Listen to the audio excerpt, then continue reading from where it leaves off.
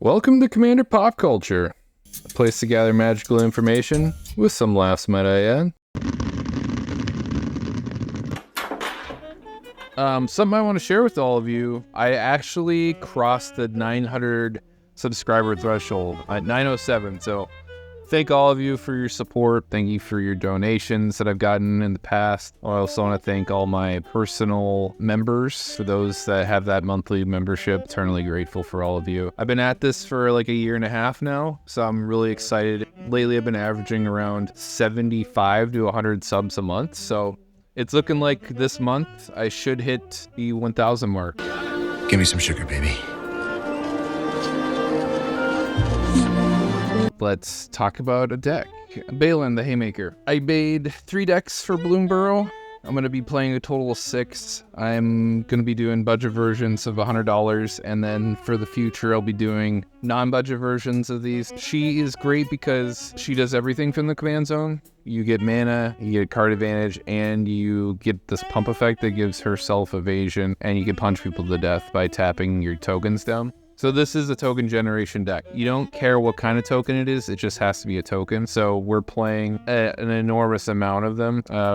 The deck average is 1.83, and there is a crazy amount of tokens in the 25 different kinds. In a first pick, I went with Elsa, Sun's Champion. She's great in that she has a +1 that puts in 3 tokens, and then her -3, you destroy everything at power 4 or greater, i.e. you dodge all your own tokens with her -3 ability, and then you give an emblem that will also synergize nicely with your tokens by giving them +2/+2 in flying. Academy manufacturer, because I do make clues, food, and treasure occasionally, so anything that lets you make multiple tokens in addition to the one you're already going to be making is awesome. This is just one of them. The other one is Peregrine Took. Whenever you'd make a token, you make 1 plus a food. The other one that does that same kind of effect is Queen Alenil. Whenever you make a token, you make them a plus a 1/1 white soldier. They're great. Avacyn's Pilgrim, I didn't go too crazy with the mana dorks this time around. I could have, but I'm already going to be kind of vulnerable by going a creature-based strategy, so I only included the dorks that tap for a color outside of its pie, if that makes sense. Like Lenore, Elves, and Elvish Mystic, they cost you a green and only tap for a green. This lets you diverge, so lets you kind of fix your mana. It assumes that if you have a green to play him, you don't need a green to play anything else, so that's why I like Avacyn's Pilgrim a lot. Dragonlair Spider, I haven't played this guy in a long time. He's an oldie and a goodie. Whenever an opponent casts a spell, you get a 1/1 insect. Drum Bellower lets you untap all your creatures on other people's untap steps. It's basically like a baby version of Seedborn Muse. Seedborn's $10, so unfortunately it didn't make the cut, but if I was to make a upgrade in the near future, Seedborn is definitely an A-lister. I have 2 of these kinds of effects, Drum Bellower, and I have an enchantment called Quest for Renewal. Once you have 4 quest counters put on this, you get the same effect of untapping your creatures on every untap step. The stipulation of getting there is incredibly easy. You just have to tap down your creatures 4 times, and then this is online. Just Babytown frolics. Pretty awesome. You could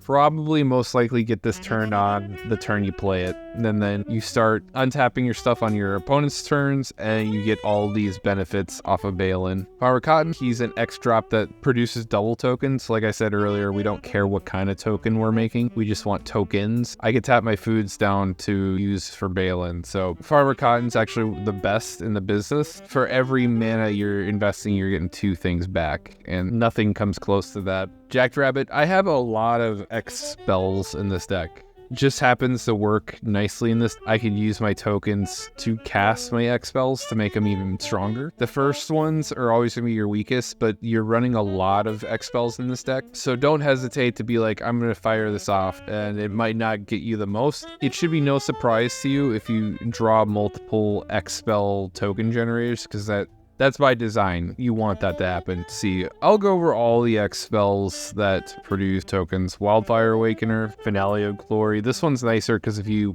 make 10 or more, you produce 4/4 angels, and that's probably good enough for you to win the game.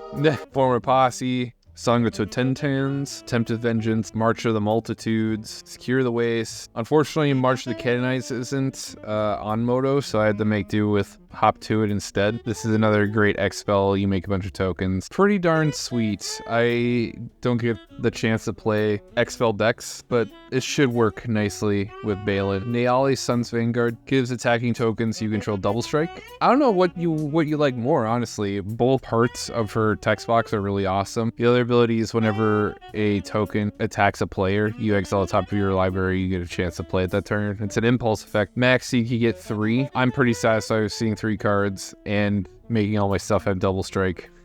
What's not to love? Especially at a 16-cent price tag, you can't get a better deal. Orin Frost saying for a card draw. Orin's nice in that it gives your attack creatures death touch, and no one wants to trade something with a CMC off with a token because the investment is 0.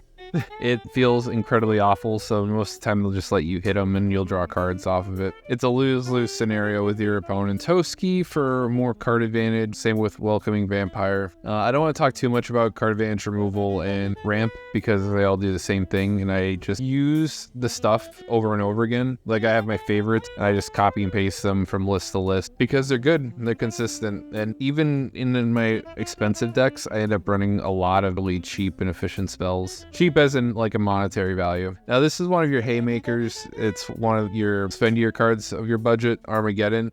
A lot of people don't like land destruction. You are the salt of the earth. Oh, thanks.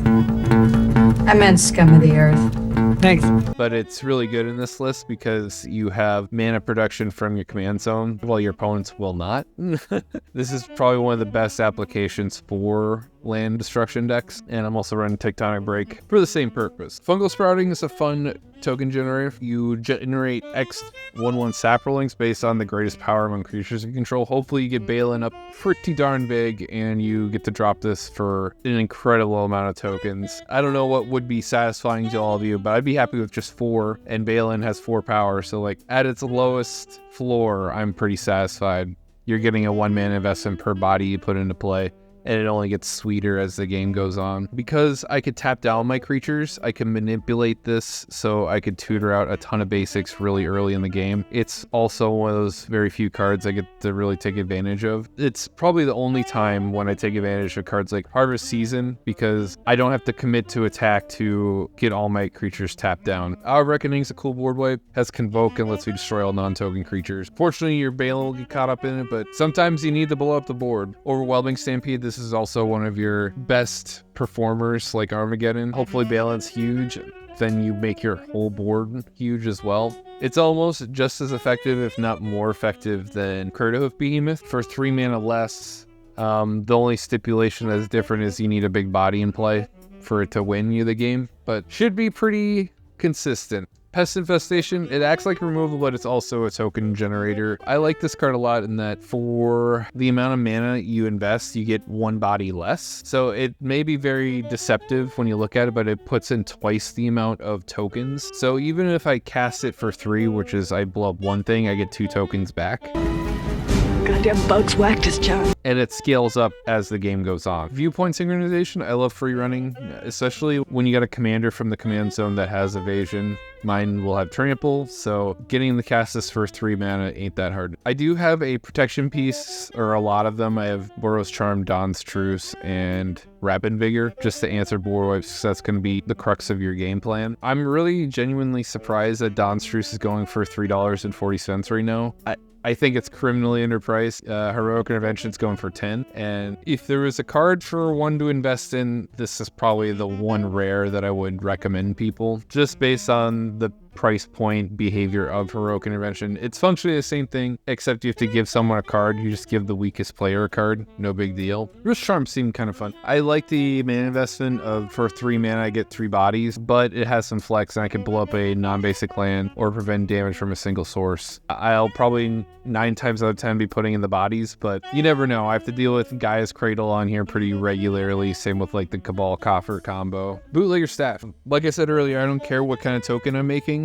and this will let you produce a lot of tokens with your land. Scepter Celebration gives +2/+0 on trample whenever it deals damage to a player. Create that many 1/1 citizens. Perfect. That's a lot of tokens, especially in a Voltron-esque body. Skull Clamp for drawing tons of cards. Bell for Guard. I have 25 different types of tokens in this list. That final chapter should be pretty awesome. I get to choose any number of tokens with different names and make a copy of each of them. It's like a pseudo doubler. Dark Steel to deal with pesky commanders that killing isn't good enough kind of stuff.